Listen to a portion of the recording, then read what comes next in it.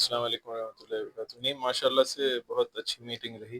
बहुत सारे matters important discussion में आए हैं और बहुत सारे रेजोल्यूशंस भी पास हुए हैं।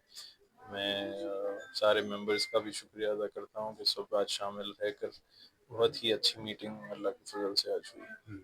तो हमने जो है एक्स चेयरमैन से सवाल किया कि पिछली मर्तबा जो है जो मीटिंग हुई इसमें आप मौजूद नहीं रहे, तो उनका जवाब इस तरह से था कि एजेंडा जो है इन टाइम नहीं पहुंचा, तो हम चाय बिस्किट खाने के लिए यहाँ नहीं आ सकते। तो ये क्यों, क्या वजह से जो है एजेंडा टाइम पर नहीं पहुंचा? क्या इतला नहीं दी गई थी मीटिंग की?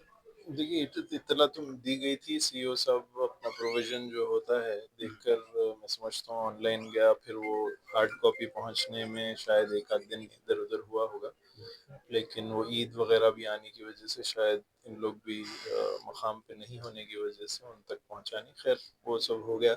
अब तो मीटिंग चल रही है। तो आज कोई खास बात जो है डिस्कस हुई है मीटिंग में? नहीं, बहुत सारे चीज़ों पे डिस्कशन हुआ है।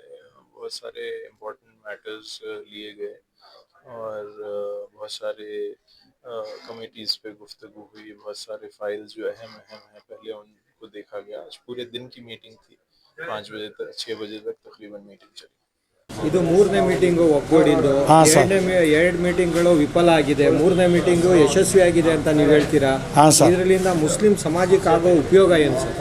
ಸರ್, ಇವಾಗ ಇದು ಸೋಲು ಗೆಲುವು ಇರ್ತದೆ ಸರ್. 11 ಜನ ನಾನು ಏನು ಮೆಂಬರ್ ಇದ್ದಾರೆ ಅವ್ರು ಬಂದರೆ ಒಂದು ಒಳ್ಳೆ ಮೀಟಿಂಗ್ ಒಂದು ಯಶಸ್ವಿ ಆಗ್ತದೆ. ಇವತ್ತಾಗೆ ಒಂದು ಎಲ್ಲ ಪೂರ್ತಿ ಅಜೆಂಡಾ ತೊಗೊಂಡು ಬಂದಿದ್ದಾರೆ. ಅವರೆಲ್ಲ ಇಡೀ ಕರ್ನಾಟಕದ ಅಜೆಂಡಾ ಏನೈತೆ ಇವತ್ತು ಚರ್ಚೆ ಆಗೈತೆ ಸರ್. ಬೆಳಗಿಂದ ಸಾಯಂಕಾಲವರೆಗೂ ಬರೀ ಅದೇ ಚರ್ಚೆ ಆಗೈತೆ. ಇದು ನೆಕ್ಸ್ಟ್ ಮೀಟಿಂಗು ಒಳ್ಳೇದಾಗ್ತದೆ ಅಂತ ನಾವು ನಂಬಿದ್ದೀವಿ ಸರ್. ಆಮೇಲೆ ಚಿತ್ರದುರ್ಗದಲ್ಲಿ ನಿಮಗೊಂದು ಪೋಸ್ಟ್ ಕೊಡಬೇಕು, ನಿಮಗೊಂದು ಸ್ಥಾನ ಕೊಡಬೇಕು ಅನ್ನೋದು ನಿಮ್ಮ ಬೆಂಬಲಿಗರ ಬೇಡಿಕೆನೂ ಇದೆ. ಇದಕ್ಕೆ ಏನು ಹೇಳ್ತೀರಾ ಸರ್? ಅದು ನಾವು ಇಟ್ಟಿದ್ದೀವಿ, ಒಳ್ಳೇದು ಮಾಡಬೇಕಂತ, ನಾನು ಒಂದು ಸೇವೆ ಮಾಡಬೇಕಂತ ನಾನು ಒಂದು ಒಗ್ಗಟ್ಟಿನ ಅಧ್ಯಕ್ಷ ಮಾಡಿರಿ ಅಂತ ನಾನು ಹೇಳಿದ್ದೀನಿ ಸಾಹೇಬರಿಗೆ. ಅವರು ಸಂಪೂರ್ಣ ಒಪ್ಕೊಂಡಿದ್ದಾರೆ. ಇನ್ನು 11 ಜನನಾಗೆ ಒಂದು 4-5 ಜನ ಒಪ್ಕೊಂಡ್ರೆ ಅವರು ಕಾಂಪಿಟೇಷನು ಇರ್ತದೆ ಸರ್, ಇಲ್ಲ ಅಂತ ಹೇಳಲ್ಲ. ಅವೆಲ್ಲ ಏನೈತೆ ನೋಡಿ, ಯಾರಿಗೆ ನೋಡಿ ಒಳ್ಳೆ ಕೆಲಸ ಮಾಡೋರಿಗೆ ನಾನಂತೂ ಒಂದು ಪಿನ್ನು ಸಹ ನಾನು ತೊಗೊಳಲ್ಲ. ನಮ್ಮ ದುಡ್ಡು ದೇವರು ಒಳ್ಳೆ ಕೊಟ್ಟಿದ್ದಾನೆ. ಒಳ್ಳೆ ಸೇವೆ ಮಾಡಬೇಕಂತ ನಾನು ಹೊರಟಿದ್ದೀನಿ ಸರ್. ಅದ್ರ ಬಗ್ಗೆ ಚಿಂತೆ ಇಲ್ಲ ಸರ್. ಸರ್, ನಿಮ್ಮಿಂದ ಆಗೋ ಉಪಯೋಗಗಳೇನು ಸರ್? ಸರ್, ಸರ್ಕಾರದಿಂದ ಏನು ಇದು ಒಗ್ಗಟ್ಟಿನಿಂದ ಏನು ಸಹಾಯ ಮಾಡೋದು ಬರ್ತೈತೆ ಎಲ್ಲ ಸೇವೆ ನಾನು ಮಾಡೋಕ್ಕೆ ಸಿದ್ಧ ಇದ್ದೀನಿ ಸರ್.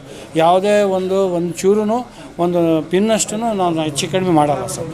ಒಳ್ಳೆಯದು ಅವರು ದೇವಸ್ಥಾನಕ್ಕೆ, ಮಸೀದಿಗೆ ಏನೇನು ಗ್ರ್ಯಾಂಟ್ ಇದ್ದಾವೆ, ಏನೇನು ಬೇಕು ಸಿಗಬೇಕು ಅವೆಲ್ಲ ಈಸಿಯಾಗೆ ನಾನು ಸಾಲ್ವ್ ಮಾಡ್ತೀನಿ ಸರ್. ಲಾಸ್ಟಿಗೆ ಚಿತ್ರದುರ್ಗ ಜನತೆಗೆ ಏನು ಹೇಳೋಕ್ಕೆ ಇಷ್ಟಪಡ್ತೀನಿ? ಜನತೆ ಖುಷಿಯಾಗಿದ್ದಾರೆ. ಇಂಥ ಅಧ್ಯಕ್ಷರು ಚೇರ್ಮನ್ ಆಗಿದ್ದಾರೆ ಅಂದರೆ ಕರ್ನಾಟಕದಲ್ಲಿ ಇಡೀ ಕರ್ನಾಟಕ ಖುಷಿ ಐತೆ ಸರ್.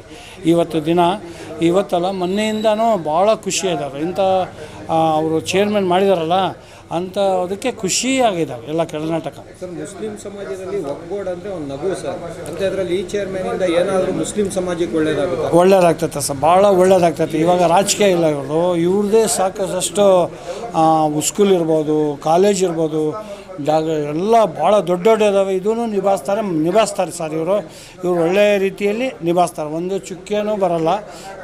ಮೊದಲೇ ಎಲ್ಲ ಭಾಳ ಚುಕ್ಕೆ ಬಂದಿದ್ದಾರೆ.